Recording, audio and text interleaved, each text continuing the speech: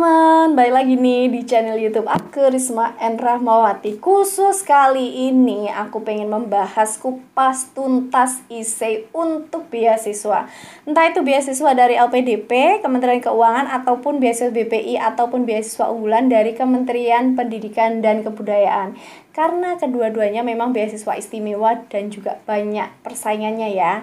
Nah, sebelumnya aku minta maaf banget ke kalian semuanya karena baru saat ini aku bisa menuruti kalian. Sebelumnya itu sudah banyak request ya di Instagram ataupun di WA yang kenal aku, Kak tolong dong isi untuk beasiswa itu seperti apa. Karena kemarin itu memang aku sendiri baru proses beasiswa. Sekarang aku sudah selesai sehingga aku bisa membagikan ilmu untuk kalian semuanya. Berdasarkan pengalaman aku pribadi ya, saat aku S1, S2, S3, karena sejak S1 memang aku sudah berjuang agar mendapatkan beasiswa sampai dengan sekarang aku S3 berjuang untuk mendapatkan beasiswa. Pola-pola dari BPI dan juga LPDP itu sebetulnya sama, tidak jauh berbeda. Mereka itu pengen tahu nanti ketika teman-teman sudah lulus, kontribusimu untuk negara itu apa. Kemudian teman-teman itu sekarang sudah ngapain aja sih? Kemarin itu sudah ngerjain apa? Kemudian nanti akan mengerjakan apa? Itu menjadi hal yang sangat penting. Selain itu, ketika teman-teman membuat beasiswa, tekankan dulu nih yang pertama bahwa apa yang aku tulis adalah jujur atau kejujuran. Dan ketika teman-teman itu mau menulis esai untuk beasiswa, yang perlu teman-teman ingat adalah jangan sampai terlalu berlebihan, tapi juga jangan minder. Ini sesuatu hal yang mungkin agak-agak aduh gimana ya. Jadi kita itu mengoptimalkan diri, memperkenalkan diri kita, tetapi jangan sampai kita over pede. Itu yang harus teman-teman ingat dan juga tekankan pada dirimu. Kamu harus cerita tentang prestasimu, apa aktivitasmu, tapi jangan sampai overdosis atau terlalu berlebihan. Karena ini nggak bagus juga ya. Nanti tim juri bakal, aduh ini apa sih anak kok kayaknya paling wow sendiri ya. Padahal di luar sana juga banyak orang-orang dan juga pejuang beasiswa yang juga luar biasa. Nah, tingkat berceritanya itu jangan terlalu pede atau over dan juga jangan terlalu minder. Itu kamu sendiri yang bisa menilai.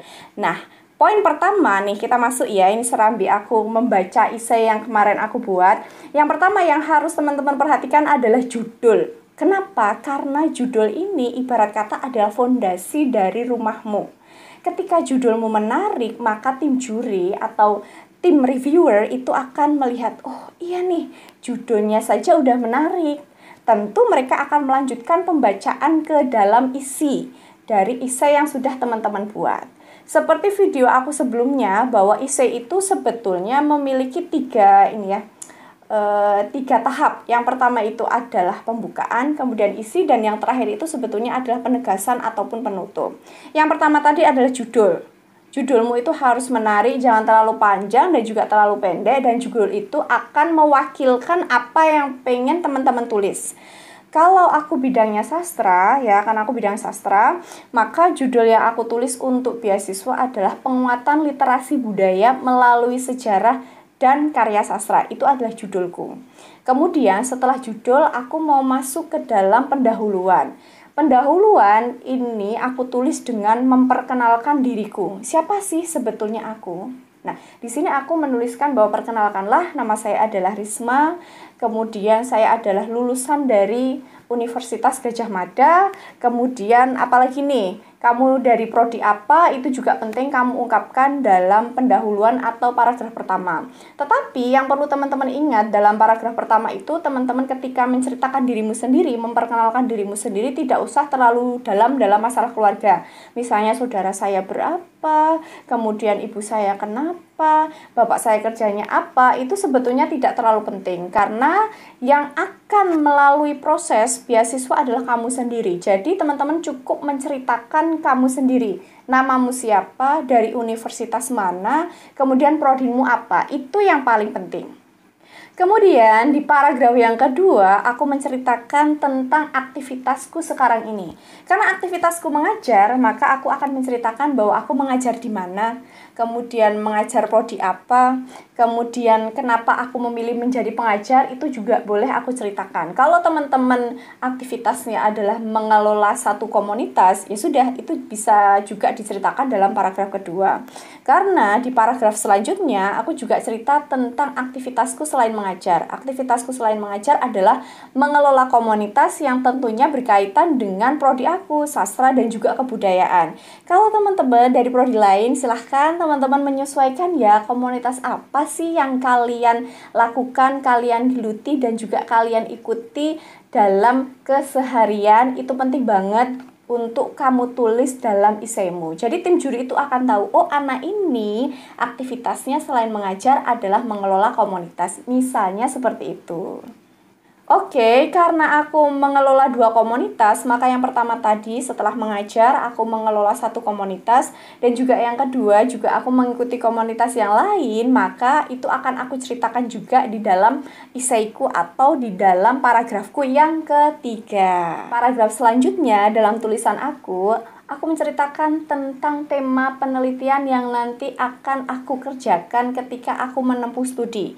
Misalnya kalau teman-teman nih dari SMA, teman-teman mau S1, berarti nanti skripsimu mau bahas tentang apa nih? Kalau teman-teman dari S1 mau ke S2, teman-teman mau nulis tesis apa? Kemudian kalau teman-teman yang udah S2, luar biasa ya, mau ke S3, teman-teman itu nanti mau menulis disertasi apa? Itu silahkan teman-teman ceritakan dalam esaimu.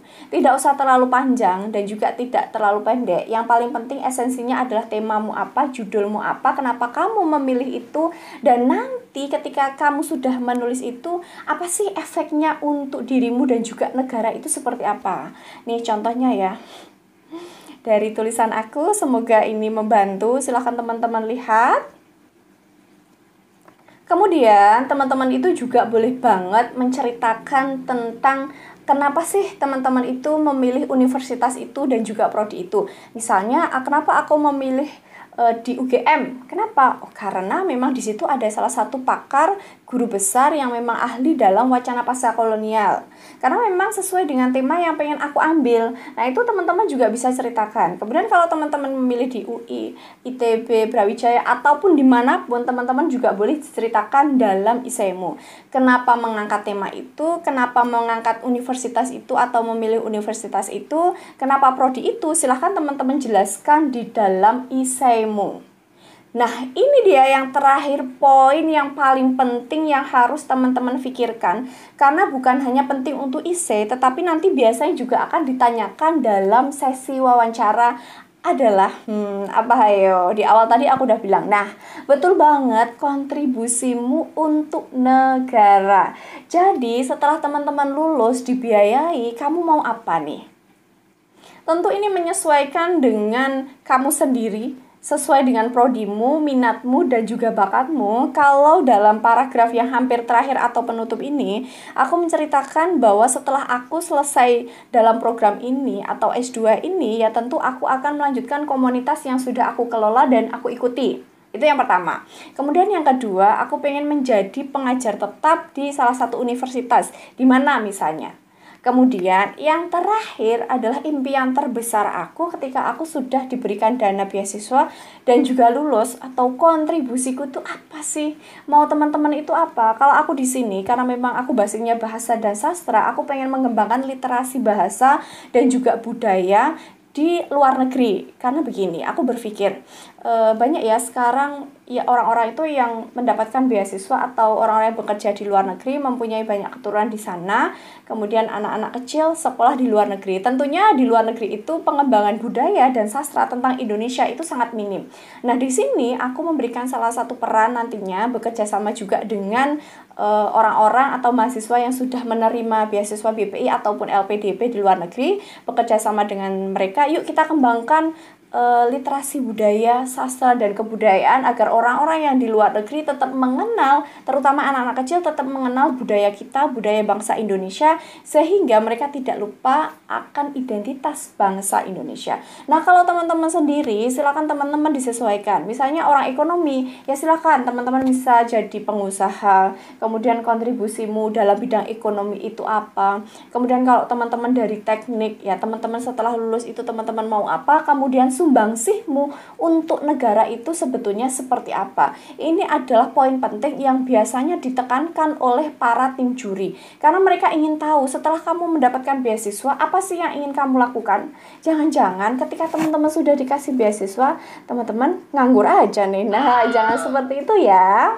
Nah, yang harus teman-teman cermati ketika teman-teman membuat essay sebelumnya nih, sebelum judul ataupun ketika sudah membuat lengkap, nah silahkan teman-teman itu mencermati jumlah minimal kata dan juga jumlah maksimal kata. Karena beasiswa, biasanya BPI dan juga LPDP, mereka itu menentukan minimal 1000 kata dan juga maksimal 2000 kata. Teman-teman ketika membuat essay jangan sampai kurang dari 1000 kata atau bahkan jangan sampai lebih dari 2000 kata. Karena ketika teman-teman lebih atau kurang, nanti biasanya teman-teman tidak akan bisa melanjutkan proses ke selanjutnya ataupun submit beasiswa. Karena essay ini merupakan akhir dari ketika kamu teman-teman itu akan submit. Sebelum submit tuh jadi essay sudah lengkap semua, berkas-berkas lengkap, essay lengkap, motivation letter lengkap. Nah, baru teman-teman itu bisa submit atau sudah betul-betul terdaftar dalam beasiswa. Oke, itu tadi ya yang sudah aku sampaikan dari awal sampai dengan akhir. Semoga apa yang aku sampaikan betul-betul bermanfaat untuk kalian semua bagi pejuang beasiswa. Jangan pernah menyerah, karena aku pun juga nggak sekali langsung lolos ya. Nggak sekali langsung lolos. Jadi mungkin ada orang tuh yang sekali langsung lolos, tapi kan ada orang tuh yang beberapa kali baru bisa lolos. Nah itu nggak apa-apa, yang namanya perjuangan itu memang penuh liku-liku, tidak seperti lurus seperti jalan tol seperti yang kita bayangkan, nggak kayak gitu ya. Jadi terima kasih buat kalian yang sudah menyimak video aku dari awal sampai dengan akhir. Terima kasih semuanya. Jangan lupa menyimak video-video lain dari aku, dari channelku Risma and Rahmawati. Oke, bye.